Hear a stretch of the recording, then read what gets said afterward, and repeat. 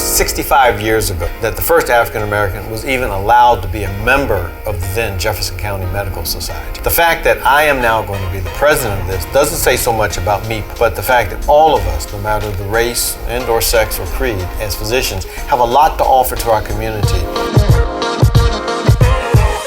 One of my instructors used to always say, at the end of the day, we should ask two questions. Number one, what did I do that I shouldn't have done? And what didn't I do that I should have done? And I don't want to ever come up short on my answer of saying I did not follow through on an opportunity to take care of a patient, to talk to another individual, or to take the opportunity to learn something new. So I think that's the thing that kind of pushes me forward. SSC Live TV is proud to welcome Dr. Wayne Tuckson to the set of G3.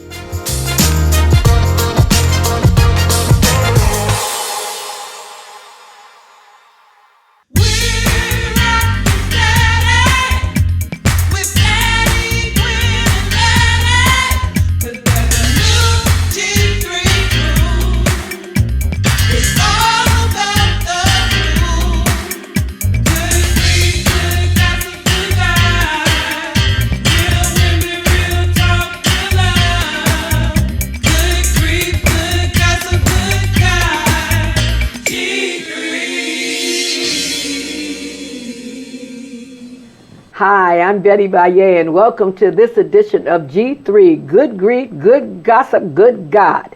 And this is a show where we talk about issues that are important to us as women and also just as African American, men, women, and children. And let me introduce you to my road dogs, Letty Jo Johnson. Hello. And Gwen Bashir.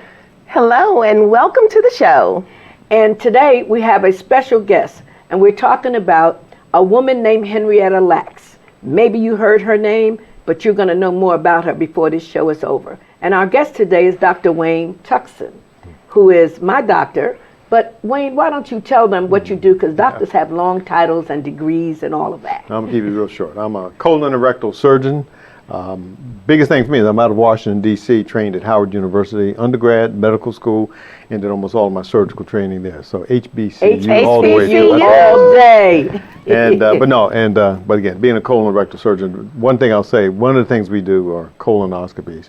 You've had your colonoscopy, and I encourage everybody to make sure that if they're over 45, they need to get a colonoscopy so we can screen for colon and rectal cancer. Absolutely. Yes, and that is an issue in our community. It is. Now, I mentioned the name of the person we want to really focus on tonight, and that is a woman named Henrietta Lacks, who was in Baltimore, Maryland in 1951, and she had cervical cancer. And we know that that is also an issue in our community, cervical cancer. And they took cells from her body. She apparently had these amazing cells that could do what other people's cells did not do. Wayne, tell me something about the mother of the HeLa cells. It's a really interesting story. Miss Lacks, who her name was really kept secret for a long period of time. In fact, they had it wrong for a long time. But Miss Lacks developed a cancer called squamous cell carcinoma of the cervix, or at least that's what they thought that it is. One of the most common cancers that occurs in women, and it occurs in high frequency to this day. The interesting thing, to some degree, it may be preventable. Surely we can decrease the incidence, but it definitely can be diagnosed early by using a pap smear. And it's amazing at the number of women today who aren't getting pap smears for many, many different reasons. Sometimes it's men, especially if you're out in the real rural parts of a state like Kentucky, where the men are the dominant figures. They won't let their wives have a pap smear or be examined by a gynecologist. But here in the city, sometimes it's just availability or actually people going out and get it. But anyway, so she had a cervical cancer. There's a couple of sad things about her story. Number one, she complained about being sick for a long time, and her physicians ignored it. And I think that's important because even today, sometimes, particularly in the African American community, healthcare workers minimize complaints, particularly pain. When you come down to someone complaining of pain, pain-seeking behavior or something like that. And that was true back then. But the thing that was important is that her cancer was diagnosed 6 months after she delivered, a vaginal delivery, 6 months afterwards. Now, the reason I say that is because that cancer was there doing all those prenatal examinations that she had, they just didn't pay attention to what was going on. And she told them something was wrong down there. The year before she was diagnosed, she said, so point being, even during examination, because she was an African American, her complaints were minimized, and the findings that they looked at, they just, this is just some infection. And there's this notion that black people are impervious to pain, like we don't really have pain like other people. Yes. Well, the other thing that's interesting is around that time, the concept of African Americans getting cancer really wasn't that well known. It wasn't until a paper in about 1971 or late 60s written by a guy named Ulrich Henschke and LaSalle Lafall at Howard University pointed out that yes, in fact, African Americans are getting cancers at high rates. It was thought that that was an infrequent thing that would occur in African Americans. Very similar, they used to say that we didn't get polio either. But we now know African Americans got polio too. Yeah. So the fact, so you put all this stuff together, that one, not pain, don't think the African Americans get cancer, and that this thing was missed. She didn't have to die from her disease. My goodness. If she had been diagnosed when she first presented, now, that would have been better. Now, one of the things she did do that was that because of the nature where she was and thinking, one of the things people tend to do sometimes, they minimize their symptoms. I'm gonna tell you right now, if you got blood coming out of any other part of your body besides if you get cut from a vein or an artery, that's a problem. You need to see that. She did not go in right away when those symptoms first presented themselves. But she went in, things were pretty early on in the course of events. And with the standard treatment that was available back there in the 50s, early 1950, 1949, she could have been saved. Now, the hospital that she went to, or the doctors that she saw, was this a African American facility, or was this a facility that treated all patients? Was it something that had to do with her color, or was it just the fact that it was just undetected? In the book, The Immortal Life of Henrietta Lacks, written by Rebecca Sklodt, I think. And it was a bestseller too. And it should have been. She documents a lot of things. Ms. Lacks went to Johns Hopkins University Hospital, which even then was a big, in Baltimore, Yes. it was a big name facility. Now, the interesting thing about Johns Hopkins, and it's Johns Hopkins, that's the full name, the S is on the name. Johns Hopkins was a businessman in Baltimore who and I want to make sure I get this right for you, I think it was 1871, thereabouts, he donated $7 million to start a medical school and charity hospital for, and I quote, the indigent sick of the city and its environs, without regard to sex, age, or color, who require surgical or medical treatment, who can be received into the hospital without peril to other inmates in the hospital, and the poor of the city and state of all races who are stricken down by any casualty shall be received without charge. Now, why is that important?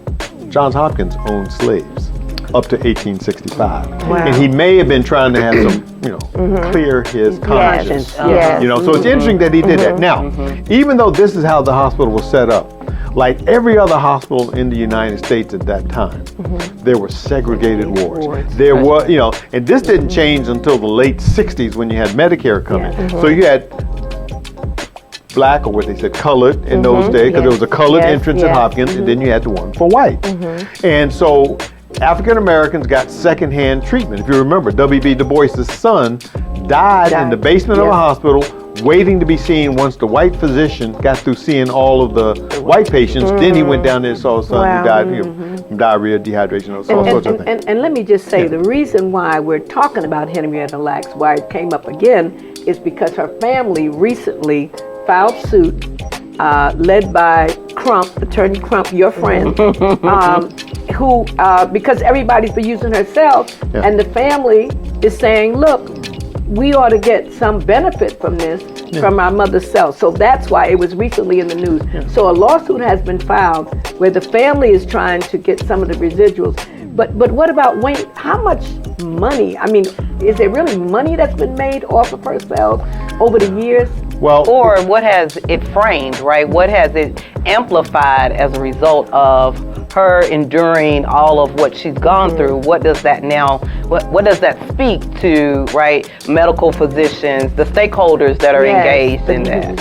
Well, when you go back and look at from Hopkins itself, the original guy who cultured, his name was G-E-Y, if I remember correctly, he did not profit one bit from, at least from the cells themselves.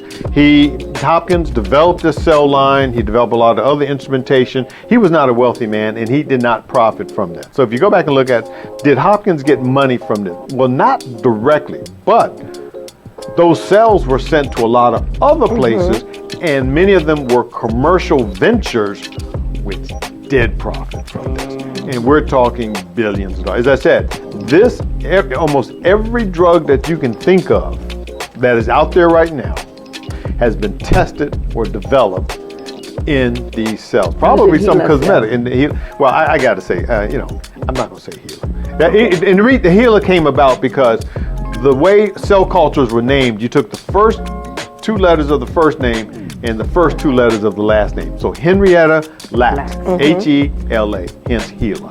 Okay. So that was the nomenclature that was used for this. But yeah, so what happened then is, so you have now prestige though. So when you mentioned, money, but then you have the prestige of Johns Hopkins.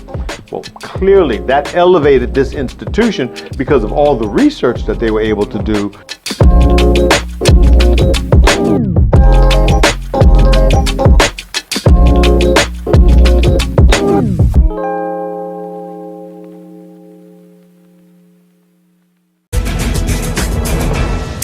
I'm joined now by Ben Crump, one of the family's attorneys, and Ron Lax, Henrietta's grandson. And Mr. Lax, thank you so much for being here. I just want to put up for the audience just some of the things that your grandmother's cells have helped to advance. Everything from the polio vaccines, understanding X-rays in the human cells, trying to understand the ineffectivity of Ebola and HIV, et cetera, et cetera, et cetera.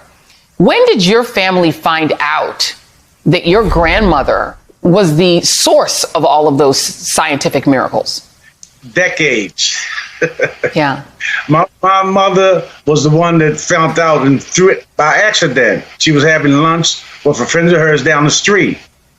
And her neighbor introduced her as Barbette Lax. And he told her, we're working with someone named Henrietta Lax. And she told him, that's my mother-in-law. And that's how we found out. Ben, there's a sense of the dehumanization of Black bodies and Black life here, where she, while a human being with a life, that's why we try to describe some of her life, was just treated as a product that could be bought and sold and disposed of at will by a company, this company, Thermo Fisher Scientific, and by Johns Hopkins. It's a wild sort of reality that, Black life was treated this way. What do you hope to gain from this lawsuit? What do you think will be gained? Well, obviously, Henrietta Lax's miraculous cells were unprecedented.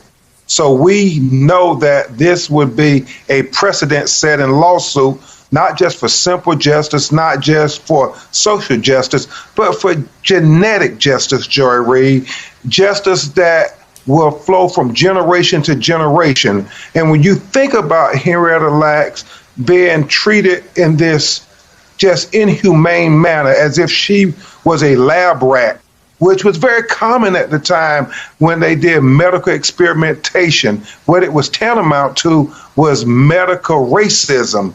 But through all that evil, we have this miraculous discovery of this Black woman who cells have become the cornerstone of modern medicine. And every pharmaceutical corporation in the world has made billions and billions of dollars, yet her family has not made one red cent.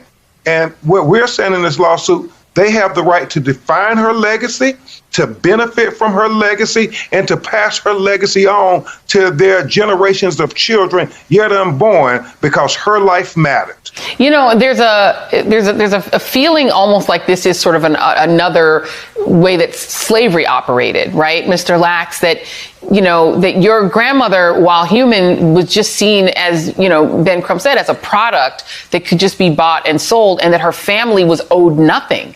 It's shocking to me that Johns Hopkins, was there any communication at the time with your grandmother to say to her, you know, you have miraculous cells or something miraculous about you. Would you be interested in any way in joining? I mean, I don't know. I know black people weren't even treated in most hospitals. Did her doctors communicate with her at all, what they were doing?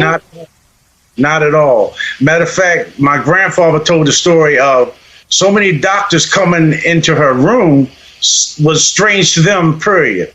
You know, that she was getting so much attention. A black person didn't get that much attention back then. So they knew something was wrong then, but never explained why. It's shocking. And so just for those who are watching, this is the HeLa cell. They literally named it after her. So they were like hiding in plain sight. It's called the HeLa, which stands for Henrietta Lacks.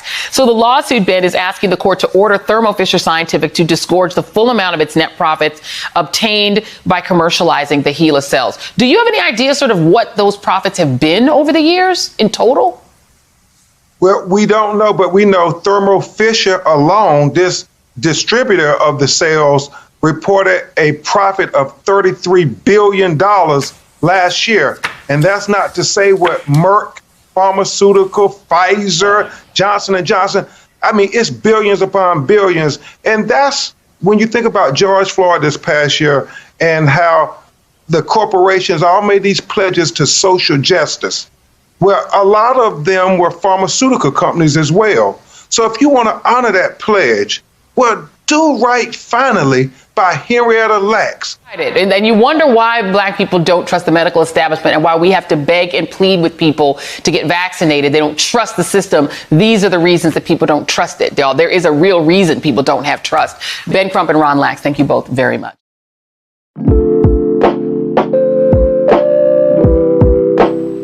We are the G3, good grief, good gossip, good God.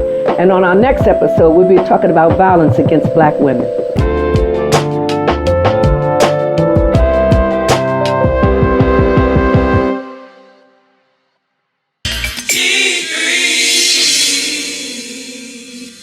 And we're back with Dr. Wayne Tuckson talking about the case of Henrietta Lacks. And Dr. Tuckson, you said before the break, you were talking about the universities and how people benefited from Henrietta Lacks' So cells. Henrietta, and this kind of gets into what does the Johns Hopkins or anybody else owe to Henrietta? How do you determine the value? I want to say about a couple of examples, if I may.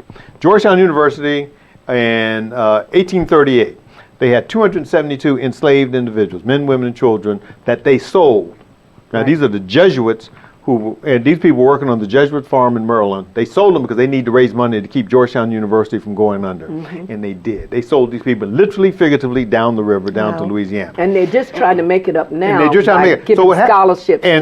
But Georgetown hadn't really done much because there was the students wanted to have a thing where there was an added $27.20 fee for 27.2 onto the tuition, but other students voted down. The university said they were going to come up with some money, but they weren't going to put in their own money, and they were trying to get philanthropy to put in the money. Which is interesting when you think about what the black folks contributed to Georgetown University. If you've ever seen that basketball team, it's all black. It brings in over $13 million a year, and this school doesn't want to do nothing for those people. Now, there's another school, Virginia Theological Seminary.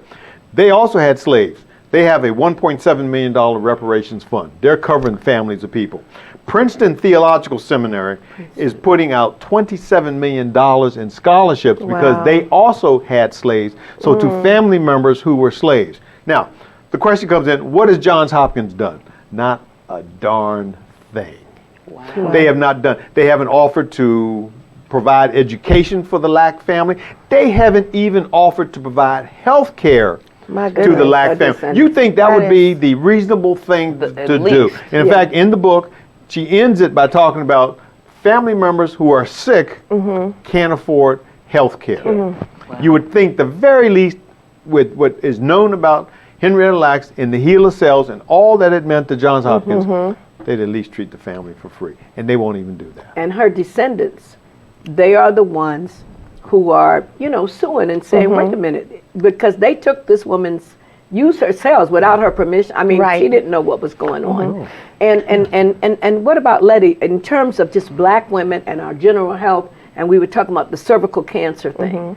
And I remember Dr. Adewale Troutman would always talk about culturally competent physicians. That's right.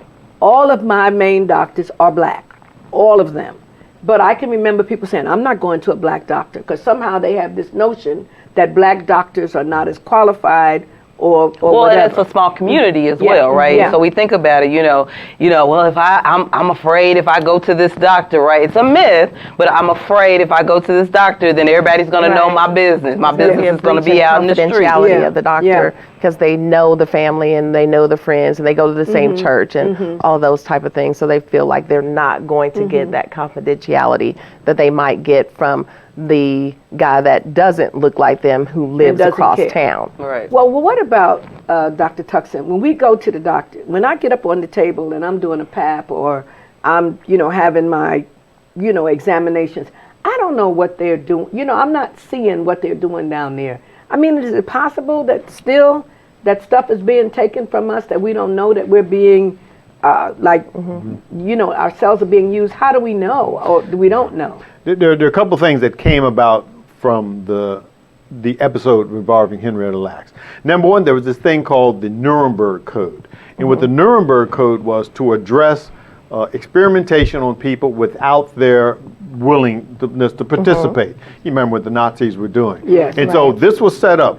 Funny, American docs said, well, that doesn't apply to us. That only applies to despots, authoritarianism, dictators, and all that. But no, actually it does. What happened, because when the first word got out about what was happening as far as the HeLa cells, and the fact that there was nobody told the family about what was going on, informed consent suddenly became the thing. And that's when you start hearing about this. National Institutes of Health came out and said, wait a minute, we saw all this stuff. And they said, anyone who does any study funded by us must show us that you've sat down and gotten permission from people, and you tell them what actually is going on. And the other thing that led to this was the United States Public Health Service Tuskegee study on untreated syphilis in Negro men. Now, I want you to remember that. The full title is United States Public Health Service Tuskegee study on untreated syphilis in Negro men.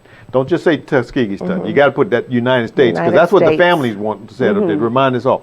And there was no informed consent. And what was the consequence of this? Not only did these men not get treated for syphilis and die, but their family members became infected. Right. Yes. Dr. Tuckson, what is the mental implication of the man not being treated properly, the woman not being treated properly? What has it done to the black family? Yeah. I think the number one thing, you guys touched on it already. There, you go in and you say, what is this person about to do to me? That was your question. What are they doing? So the answer to your question is, you have to think, I have a wife, I have a son. My approach is, and the way I learned it, do I want someone to do to them, am I going to do to them what I don't want somebody else to do? I have to treat you just like I want someone to treat my family member. And we have to talk to patients. So now, what has come about this, we have this tremendous distrust in the African American community for the healthcare providers. How has this been manifest? Unfortunately, COVID-19, you see this tremendous mistrust that we have had over the entire process. And I'm going to tell you, I have great faith in the process, how it's gone on. But you got a lot of people that keep coming back to the United States Public Health Service Tuskegee study, and you have this thing as far as HeLa. It has eroded. Plus, this sort of thing where you have this second class or backhand treatment, it's not an unusual event in our experiences. I think most of us can say, well, you go someplace where the doctor didn't treat you well. Like you said, the thing about pain. Now, if God forbid, if you're an African American with sickle cell, as we tend to get, these poor people are suffering because people don't want to acknowledge the problem that they are having pain. So it does impact. So what happens? We wind up showing up later for health care when diseases are more advanced, when the complications are higher, and the risk of dying is also higher. And that presents itself as a real problem. We just don't have that trust in the person who's taking care of us. It is somewhat obviated when we look like, someone looks, walks, talks, and feels like you. That makes it a lot better. But sometimes, as you pointed out, sometimes our folk don't want to go to our folk. Let's face it. We don't trust our own folks. And so let's talk about that for just a moment, because we have so many women and young girls and even men listening to us right now. Let's talk about, when do we need to start for women and because Henrietta Lacks had cervical cancer, she could have been saved. At what point do women need to start thinking about these type of doctor's visits? And is there an age where we no longer need to do that? How often does it need to happen? And those type of things, so that we can educate our viewers to let them know that you have to do it, have faith in the system, and these are some of the rules or regulations or best practices to keep in mind for this. Well, let's take the Henrietta Lacks thing first. It wasn't known then, because of her husband, who was, by all stretch of imagination, not a good guy. But she had histories of gonorrhea and syphilis repeatedly, and these impacted her. But the most important thing was, and they didn't find this out to much later on a specimen of hers that was around long after she died, she also had human papillomavirus. The number one cause of cervical cancer is HPV, human papillomavirus. So to answer your question directly, when should a woman start getting gynecologic exams? Definitely when she becomes sexually active. I don't care what age that is. Right. Then when women start going through having menses and things, again, they need to start going through these examinations so that what is normal can all be talked about. One of the things I think is important before women and men, before they become sexually active, got to get the human papillomavirus vaccine. It's called Gardasil. I'm telling you, it is. And they do it at 11 years old, right? They can start at 11 years of age. So they don't have it later. They say, oh, I don't want my sweet baby to get this. 90% of people who are sexually active in the United States will test positive for HPV. Yeah, and you have to request this particular. Yes, ma'am. Okay. You have to request that vaccine. And so women are going to get the pap smears starting at that young age. You're going to go ahead and start getting those pap smears again, because you're looking for, there are some changes that will go along with the human papillomavirus that you can pick up. Again, the problem is human papillomavirus is associated with cancers. And that's one of these things that you can pick up. So that's when. And is there a time that a woman should stop? I mean, as we get older in age, I mean, you should always, you should do this for as long as, like, you know, sometimes you get older and more seasoned, and you're like, oh, well, I'm good this far, so what's this, you know? And that is a good question. Start or stop, right? Stop or start, right? So stopping, you know, I mean, there are some things you might not need to look at quite as vigorously, but still, I think the routine examinations, the pap smear is still good. Looking for blood in the stool. These things are still good. Colonoscopies every 10 years. And then you get to a point, though, where you say, well, if you haven't had anything, you know, if you're still a young person like Betty, you're going to live to be 150, you need to get that sort of thing. But there are sometimes, but that's a discussion you have with your doctor about what kind of condition you're in. But these diseases are that the thing is, there are some cancers that, in this case, like with HeLa, as I said, because of the human papillomavirus, there are certain cancers you can identify early. Well, breast, prostate, not in women, prostate men, cervical cancer, and colon cancer. Well, we're going to, on that note, we've got to stop, but we really love Dr. Tuckson. We've gotten a lot of information. We got to give a good gossip on top of this, because besides him being the good gossip, do you have a good gossip for us? I do. Our good gossip today is, if we never tell our stories, we will never know our history. Our legacy will be lost, and it would be bound to repeat itself.